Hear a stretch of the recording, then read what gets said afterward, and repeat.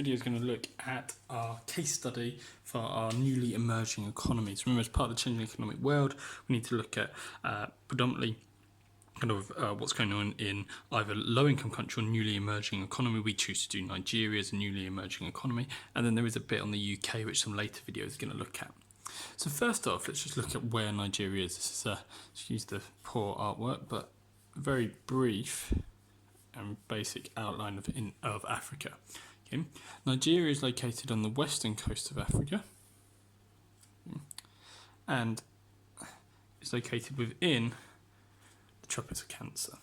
Okay, so that's really important in terms of its location later on when we look at one of the ways it's trying to develop out of kind of low income into this newly emerging economy category and then into high income country in the future. What's important to remember in terms of the historical context of Nigeria is that it was once a British colony. It was a major part of the British Empire, and that's had significant impacts on its trading and political relationships with the rest of the world. On top of that, in terms of other context things, we're talking about the tropical Cancer. We have that warm climate. Okay, in the north of the country, we have kind of savanna grasslands, very dry, very warm conditions. And in the south of the country, we have more tropical weather. Okay, so kind of high humidity, warm temperatures, but also high rainfall. That does mean that generally the south is more profitable for growing. And as a result, we see an economic divide between the country. Okay, the south of the country being particularly wealthy, mainly also due to the fact that it has an oil industry, which we'll look at in a second, and partly because of that warmer climate and more tropical climate. Historically, the political power has been in the south of Nigeria, okay, where cities such as Lagos is. What the government have tried to do is they have tried to change that to a degree. They haven't attempted to move the political power into a more central position in Nigeria. So Abuja is basically the capital of Nigeria, but it's actually a new capital. It was located centrally in the country to try and show that neither the south or north had political dominance. What we see, however, is that power still remains in the south due to this where the majority of the wealth is, and actually terrorism, the Boko Haram terrorist group, an offshoot of Islamic State, have actually kind of got quite a strong hold in the north of Nigeria and actually would like to gain independence from the rest of the country in an attempt to run an Islamic State society. In terms of the importance of Nigeria, we need to look on two scales. We need to look at how it's important regionally and how it is important globally. So regionally is actually Africa's largest economy. It's overtaken South Africa recently. It has a gross sort of national income of over $500 billion a year. That is predominantly based on its oil industry. Okay, so we might as well just pop up to that here. This is a reason why it's globally important. Nigeria is now the 10th largest OPEC oil producing country in the world. And that is really important in terms of its changing relationships with the rest of the world. As part of the British Empire, it had mainly been focused on exporting primary products to the UK, so crops, etc. The fact that it now has such a large oil production within its country allows Nigeria to now trade firstly more expensive goods, okay, oil obviously we would refer to as black gold, but also trade with a larger number of countries. Further reasons why it's regionally important within Africa. Okay. It's sometimes referred to in terms of its population as the giant of Africa. Okay. It has the continent's largest population of 184 million people. Okay. That is 3 times the size of the UK. Also, by 2050, and this is on a global scale, it's expected to be the 4th largest population in the world. Okay, so we can see that its population allows it to have a large dominance in Africa and is also going to allow it to have a large sort of future global status. One of the other things that makes it very important, okay, is the fact that it is referred to as one of the mint countries. Okay, the mint countries include Mexico, India, Nigeria and Turkey. These are the 4 largest or fastest growing economies in the world at the moment, and it is expected by 2025 that Nigeria will have actually entered into the top 20 largest economies in the world, and will actually start in the future to overtake current high-income countries within Europe, such as France and Italy. What we're going to look in this section here of the flag, part of our diagram, is the economic development of Nigeria. And that economic development away from a low-income country into a newly emerging economy has mainly been sort of done on the back of its oil industry. As I said, primarily before the discovery and the drilling of oil in Nigeria, the majority of Nigeria's economy was centred around a primary industry of agriculture and selling crops to countries like the UK as part of that historical trading relationship that it still had left over from being one of the British colonies. That discovery and mining of oil has seen a massive change in that. It allows it to trade with other countries, so it now has major trade relationships with China and America. And what it's also done is seen a change in employment structure within the country. We've seen roughly a 30% increase in the last sort of 30 years in secondary employment within Nigeria.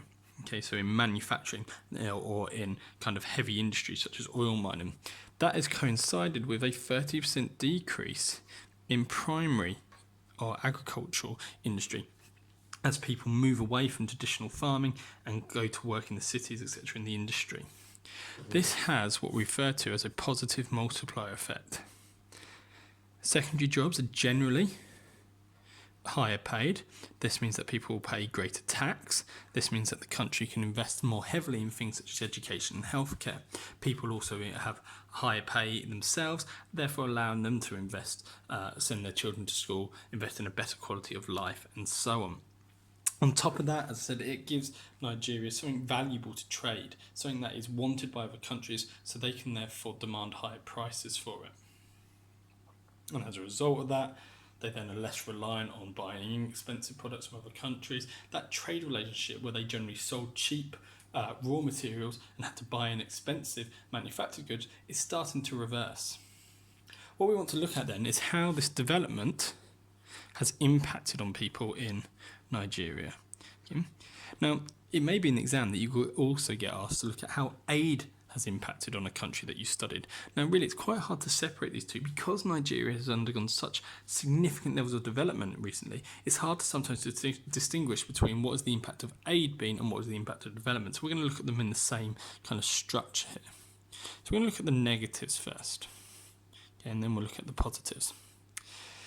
So Nigeria is clearly developing. I mean, massive economy now, 500 billion people. However, there is some major issues. Nigeria still has one of the highest Gini coefficient scores of any country in the world. That means the distribution of wealth is highly unequal. Okay.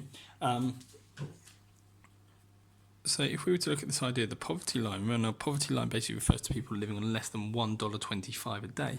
60% of Nigeria's population still live under that poverty line, despite this massive national income. On top of that, there is still a gulf in terms of the amount of people that go to school and learn to read and write. Literacy rates are still as low as 40%. Okay, in adults. So again, showing that whilst development is improving, there are still major issues. Okay, what we're seeing now as a part of the development of Nigeria is that years in schooling is increasing. Okay, but still, for example, in the poorer parts, the rural areas, many children don't complete a schooling education. Lots of girls don't get the chance to do so. One of the other things as well, and I think this is always a clear indication of how well a country is developed, is kind of the number of avoidable deaths. And only last year, 6,000 people died in Nigeria due to malaria. And malaria is preventable, it is avoidable. Okay, and there has been a lot of work done in trying to ensure, for example, things like mosquito nets to reduce its spread. However, there is still obviously clear work to do. In terms of the successes, however, the country's Human Development Index has doubled. Okay, from 0.25 to about 0.5 as a score. Remember, Human Development Index is based on income, life expectancy, and education levels. So that is an indicator that it's going in the right direction. And what we've seen is that on average now, most people, particularly in the more developed parts of Nigeria, at least get to spend 9 years in school. Life expectancy has also gone up. That links into our Human Development Index. What we're seeing is a 7-year gain on previous life expectancies. However, life expectancy is still only around 56 years, so we've got to take that with a pinch of salt. And then the gross national income, or GDP per capita, has also increased by £1,000. What we're saying is that on average, somebody living in Nigeria is now £1,000 better off than they were previously. This allows us to do is answer any question like this: to what extent has aid, or to what extent has a country that you studied developed, improved the lives of its inhabitants? You've got some clear improvements. Life expectancy going up, suggesting healthcare is improving. We're seeing clear improvements in individual wealth. Okay. However, we've got this argument that wealth is still not distributed evenly around the country, and actually what we're seeing is that with the growth of the oil industry, that gap between rich and poor in Nigeria is actually widening. So you've got that nice kind of contrast there. This then leads us on into our second section here, which is looking at one of the ways that the country that Nigeria is trying to develop, using a really kind of well-known strategy for countries that are low income or newly emerging to try and gain income, and that's through tourism. So we had a previous video that looked at lots of ways that aid or strategies can be used to reduce the development gaps, such as microfinance loans. In that video, we did refer to tourism as one of the most commonly used strategies. Now, Nigeria has got the opportunity to use tourism to close that development gap, to become even more sort of newly emerging, or even moving towards that high income country stage. Now, remember we talked about its location being within the tropics of Cancer. As a result of that, it's got a very good climate, particularly in the south of the country. We've got very warm climate all year round. So we're looking at, an annual sort of average temperature of around 26 to 27 degrees Celsius. And, you're looking at 365 days of sunshine. One of the other things it can offer is national parks. And excuse my awful drawing, but this is meant to be a silverback gorilla. Nigeria is actually one of the only places that you can still see silverback gorillas in the wild. So obviously, in terms of its attraction there, that is huge for naturists and animal lovers. One of the other things it can offer, which is quite a strange type of tourism, but it is seen a growing popularity, is historical tourism. Now, Nigeria was one of the major destinations on the slave trade routes, and there are large prisons that were and holding cells that were used to hold slaves before they were sold to European merchants. And that has actually gained in popularity. Okay, Nigeria can't compete with maybe some of the other countries in Africa, like Kenya, in terms of providing luxury tourism, but it provides this kind of rough and ready historical tourism that is actually, as I say, growing in popularity. So what we want to look at is what were the impacts? How has tourism in Nigeria benefited or disadvantaged the country? So if we look at the positives first. So positive-wise, tourism obviously increases employment opportunities within the country, both directly and indirectly. So when I talk about that, I mean directly jobs in, for example, in hotels, obviously direct jobs involved with tourism, but also indirectly. So for example, a farmer that may be providing food to the local area, if a hotel is built in that area, that's going to provide more work for him, which may involve more jobs. Okay, has to be created. May also mean that there's an increase in sort of taxi drivers, etc., transporting people from the airports to the hotels. The biggest advantage of tourism is obviously that economic gain. And what we've seen is with the development of tourism in Nigeria, it's contributed to a 7% increase in its gross domestic product. That is actually equal to roughly $20 billion a year. That is a massive contribution to the country's economy from just one industry. The other positive of it is kind of a bit of a side effect. It's the kind of social impact of a development of infrastructure to support tourists. So, for example, the creation of roads to get tourists from the airports to the attractions to the hotels, improvements in things such as hospitals, A&E services to provide care for tourists if they become sick whilst in the country.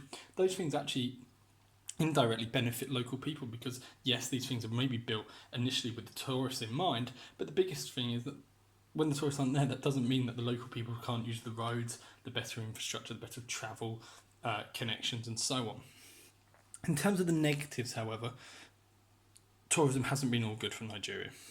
What we see is a massive issue, and this is quite a problem in a lot of newly emerging economies and low-income countries, is we see this problem of economic leakage. A lot of the tourism is provided by international companies, transnational corporations, that are mainly based in countries maybe like the UK and the USA. And therefore the money that is made from those holidays actually goes back into the UK or the US economy, not into the Nigerian economy. We're also seeing high amounts of environmental damage with growing tourism. This is a common problem with tourism. is that it's normally done at the expense, if it's done in large scales to make money, at the expense of the environment. So, for example, disturbance to the wildlife. So, huge visitor numbers to these national parks to see the silverback gorillas is actually maybe causing them disruption to their breeding patterns and to their day-to-day life. The other problem as well is, and this links into the political system, political kind of setup of Nigeria at the moment, is we have seen, unfortunately, a growth of terrorism in the country as it becomes a bigger or more popular tourist destination. Unfortunately, the way the world works is that terrorist attacks on places where British tourists or American tourists are going to go is always going to have a bigger impact on the sort of worldwide media than terrorist attacks on just Nigerian or people from that country. It's going to be more worldwide if the people involved or suffering from the terrorist attack are also worldwide citizens. And obviously the growth of tourism into the country means that tourist attractions are becoming higher and higher sort of priority targets, sort of like the Boko Haram terrorist group in Nigeria. The British government actually advise people that are going to Nigeria that if they are in the north of the country to avoid any areas which may be popular with tourists and therefore likely to be attacked. So things like restaurants, cafes, bars, and any kind of tourist attractions. So we've seen a positive gain, but also, unfortunately, some negatives. Finally, then, we're going to look at the role of transnational corporations or companies within Nigeria. So a transnational corporation is a company, sometimes referred to also as an MNC, a multinational corporation. It's a company that works across borders. So it may have its headquarters in one country, generally a high-income country, its production of its product in a low-income country, and then its retail outfits where it sells its products all around the world. And Nigeria is got quite a large number of transnational corporations working within it, and probably the largest one of those is Shell Oil.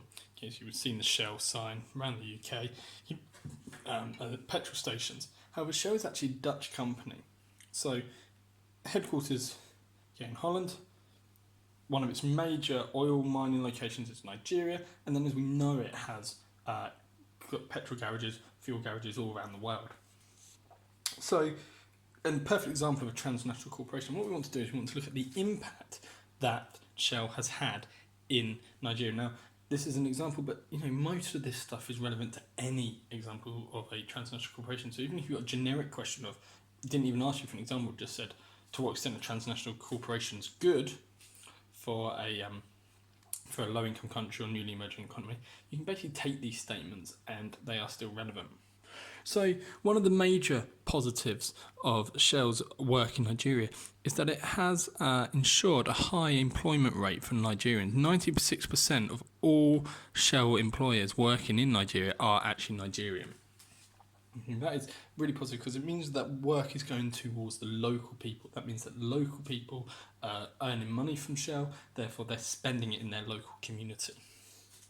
One of the other big positives is the tax income that the Nigerian government receives from Shell operating within its country. It's estimated that Shell pays in the region of about $1.4 billion of tax income to the Nigerian government every year. That tax income obviously has the positive multiplier effect that we talked about earlier, because the Nigerian government can then invest that back into things like improved healthcare, improved education, which we know has an impact on things such as life expectancy, literacy rate, human development index, and gross national income per person. Shell, like many transnational corporations, also does a large amount of charitable work. So it actually has something that's called the Shell Foundation, and they work on improving the lives of local people. That may be by doing things such as sponsoring a school, so helping build a school, helping equip it with books, pens, pencils, etc. But also things such as supporting local community projects, such as local football teams in rural Nigeria, providing perhaps more essential things such as water pumps. However, there are some major negatives. In an attempt to save money, what Shell has done is it's used overland pipes. So the pipes that it has that pumps its oil from where it's mined to its refineries are built above ground. This means that they are subject to vandalism and attacks, so gangs basically drilling into them to take the oil on its route to the refinery and then sell it. As a result of this, and due to poor maintenance of the pipes, it's believed that there's been about 7,000 oil spills in the last sort of 5 years in Nigeria, and many of those are due to the poor maintenance and just poor security around these pipes. Those oil spills obviously have significant environmental damage, and what we're seeing is things like farmland being contaminated and local waterways being contaminated. Not only is this obviously devastating to the environment, but it's also devastating for rural, agriculturally focused communities. What they're seeing is their land becoming so contaminated that their crops can't grow, and their water becoming so contaminated that not only do they experience drinking problems, drinking dirty, contaminated water, but also the fish populations that they fish for and survive on are also dying. The environmental damage that Shell is responsible for in Nigeria at the moment is believed to be so bad that even if all oil spills were stopped today, that it would still take 30 years for the current damage to be reversed and to be cleaned up. What we also see, unfortunately, is exploitation of the workers. Okay? Shell operates in and other transnational corporations often operate in LICs or newly emerging economies where the kind of rights of workers are not as strong or as widely viewed as in high-income countries. Therefore, they can make the workers work for very little pay and for very long hours. So we sometimes hear the term exploitation. Now, we talked about 96% of the jobs being going to Nigerians. That is good, but there's that 4%. And why you think that might not be important, the 4% jobs that aren't going to Nigerians are normally the 4% most high-paying jobs. And those jobs, unfortunately, get given to Shell employees normally from Holland or from other high-income countries like the UK. And as a result, what we see is a large amount of economic leakage, with a large amount of the money that transnational corporations like Shell make actually leaving the local economy of the LIC or NEE like Nigeria and going back into the economy of the high-income country that the transnational corporation, in this case Holland, is based in.